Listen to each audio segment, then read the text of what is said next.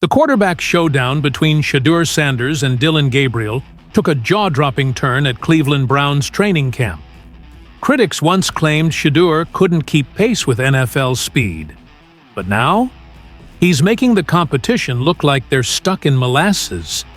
This isn't just a quarterback competition anymore. This is a clinical dismantling, led by a rookie who's rewriting the depth chart in real time. Another pivotal day at Browns camp has wrapped, and while media access is getting tighter, what we did see was enough to send shockwaves through the organization. The reps we caught today? Pure quarterback artistry. This wasn't the four-man duel fans expected. No, Shedeur Sanders didn't just show up, he took over. While others were battling to stay afloat, Sanders was orchestrating drives with laser-guided throws and cold-blooded poise. Coaches stared in disbelief. Veterans exchanged glances. Even Joe Flacco and Kenny Pickett stood silent. Not because they had nothing to say, but because they were witnessing a breakout in real time. The way Sanders is attacking this competition? Calculated, composed, cutthroat. In yesterday's 7-on-7 sessions, the buzz wasn't about development. It was about domination. Let me set the scene in Berea, Ohio. 4 quarterbacks were brought in. Joe Flacco, the wily vet with system knowledge. Kenny Pickett, the former first-rounder chasing redemption. Dillon Gabriel, a third-round value pick. And Shedeur Sanders, the so-called developmental project. Well, time's up. And development was never the issue, only recognition. Practice tape from yesterday is spreading through scouting departments like wildfire. Why? Because while Gabriel was dumping off checkdowns and Pickett was throwing INTs to Grant Delpit, Sanders was out there slinging flawless spirals into microscopic windows with surgeon-like precision. Picture this: soft zone defense. Most QBs settle for a checkdown, but not Shedeur. He diagnoses leverage, adjusts post-snap, and zips a missile into the tightest window possible. Ball placement? Flawless. Timing? Surgical. Confidence? Radiating. And here's the kicker. Sanders was supposed to be eased into this competition, a slow burn project. That plan? Scrapped. Tossed faster than a Kenny Pickett interception. Watch today's footage. Modified 7-on-7s. Looks like routine stuff. Coaches as stand-in linemen. But don't be fooled. The lesson here is mental sharpness. The greats know how to take what the defense gives. Sanders drops back, reads the coverage, and delivers a textbook throw right into the soft spot. 5-yard gain. 2nd and 5. Smart football. And while it might look routine, inside the Browns building, it's anything but. Insiders are murmuring about something rare, unseen, unprecedented. Shedeur isn't just learning the playbook. He's digesting it, mastering it, and weaponizing it at a rate that has offensive coordinator Alex Van Pelt questioning everything. We're talking about a rookie making pre-snap reads that veterans miss. A 5th-round pick calling audibles like he's been in the league a decade.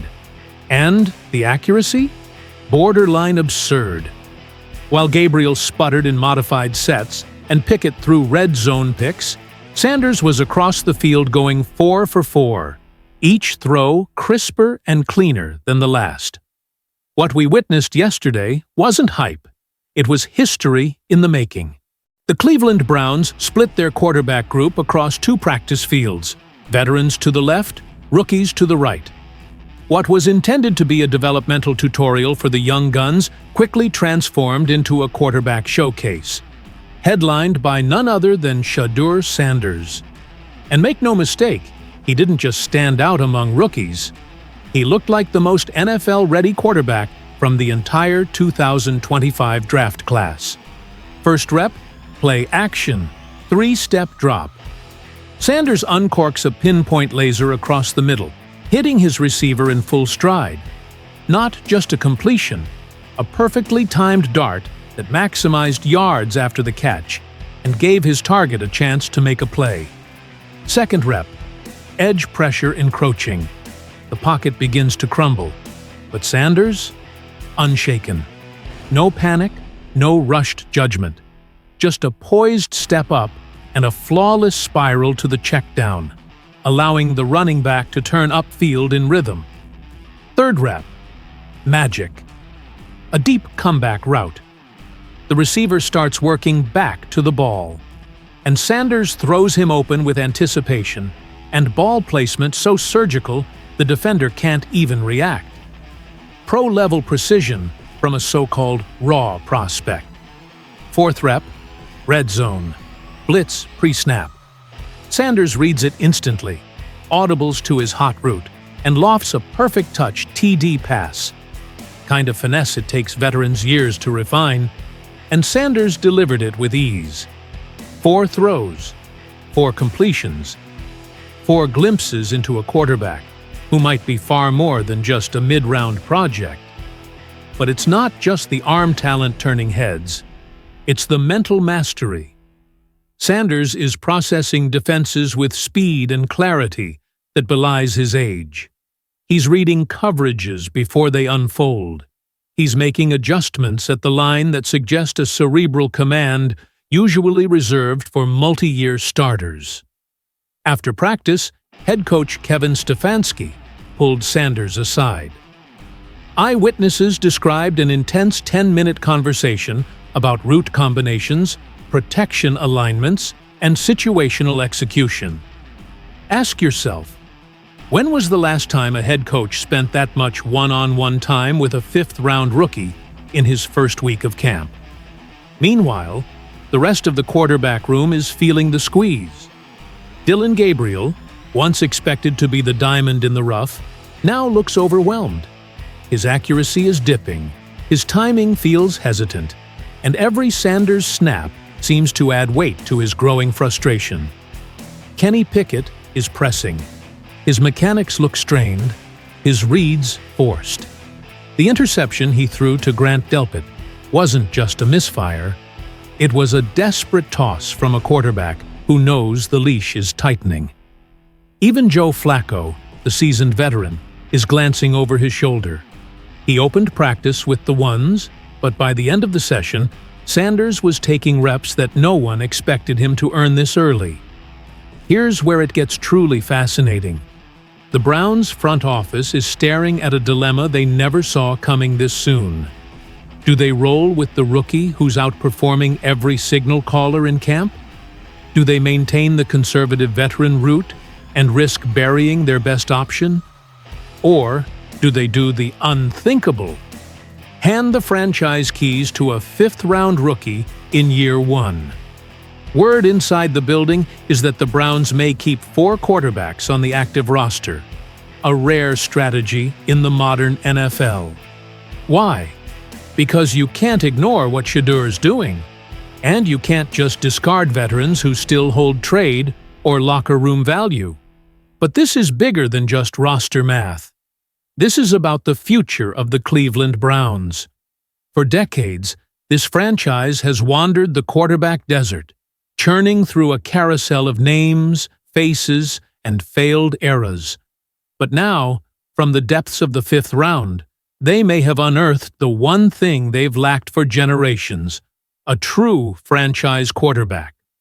And here's the twist. The pressure on Sanders is only beginning. Right now, he's the darling underdog. The fresh face, winning fans, and winning snaps. But if he continues at this pace, with this level of accuracy, poise, and leadership, the narrative shifts from feel-good story to franchise savior. He came into camp with 0 expectations. Now he's shattering them all. The real question isn't if he belongs. It's how soon the Browns are willing to admit they've already found the guy. Because if Shedeur keeps lighting up practice, making veterans look replaceable, and forcing the coaching staff to adjust mid-script, Cleveland may be on the brink of the biggest quarterback shift in the NFL this season. This isn't just a camp battle anymore. This is a quarterback revolution, and Shedeur Sanders is leading the charge. All right, everyone, brace yourselves. What I'm about to share isn't just an update. It's a revelation that redefines how we need to talk about Shedeur Sanders and this Browns quarterback room. I've been tracking Shedeur's journey since the moment he stepped into the national spotlight. And what I just uncovered? It's jaw-dropping. And I'm not exaggerating. This isn't a rumor. It's not hearsay. This came directly from someone who's been embedded within the Cleveland Browns' orbit longer than some of these rookies have been alive. I'm talking about Tony Grossi. Yes, that Tony Grossi, the man who's been covering this franchise for over 3 decades. He's witnessed every disaster trade, every failed quarterback experiment, every rebuild that never reached its destination. And just recently, Grossi let something monumental slip. Something that, somehow, flew under the radar. The mainstream media hasn't picked it up. Twitter hasn't even caught wind. But if you care about Shedeur Sanders, and especially if you care about how this Browns roster is being constructed, this changes everything. Here's what happened. Grossi was discussing this year's training camp and the ever-complicated quarterback situation. You've got Joe Flacco, Kenny Pickett, Dillon Gabriel, and Shedeur Sanders. 4 very different paths. But while everyone else obsesses over who's going to be QB1 or which veteran looks best in shorts, Grossi dropped a bombshell that stopped me in my tracks. He said, and I quote, "Rookie draft picks are always safe under Andrew Berry. He does not cut his rookie draft picks their first season." Let that sink in. Not some rookie picks. Not most. Always. That's not a preference. That's an organizational doctrine. That's a front office policy. If Andrew Berry handpicked you in the draft, especially in this 2024 class, you're not just in camp for reps. You're making the team.